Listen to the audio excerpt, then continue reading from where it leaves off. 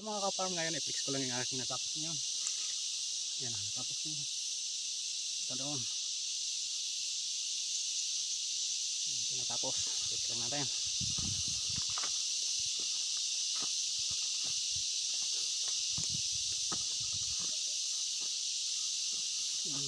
Gawin na lang, kopi na lang ang trabahoin natin. Ito na lang dito. 2 araw na lang yata yan. Tapos na rin. Ito sa taas. Ayan. Tapos na. Linis na.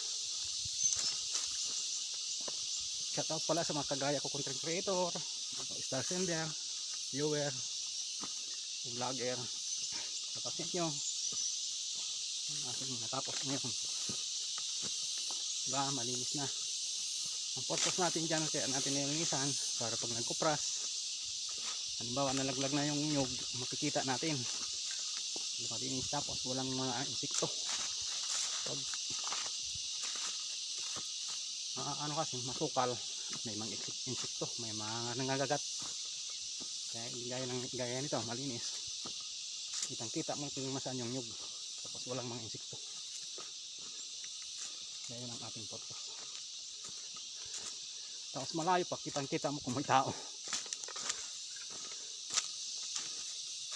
Yun ang kagandahan pag hindi masukal. Kita nyo. O, diba? Malayo yung nakikita. Malayo pa, kitang kita mo na. Yan, malinis. Hindi kaya ng masukal. At malapit di mo makita dahil siyempre may mga damo. Ito.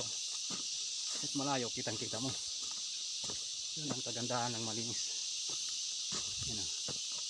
Diba? Kitang kita mo kahit malayo.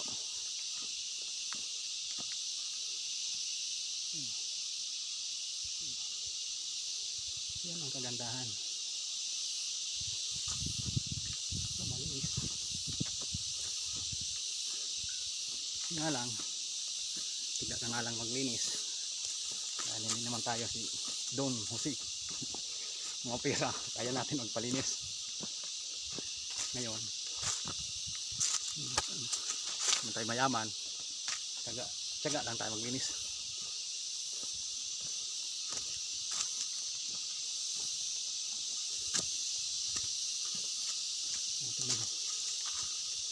Ginawa kong araw-araw, diba?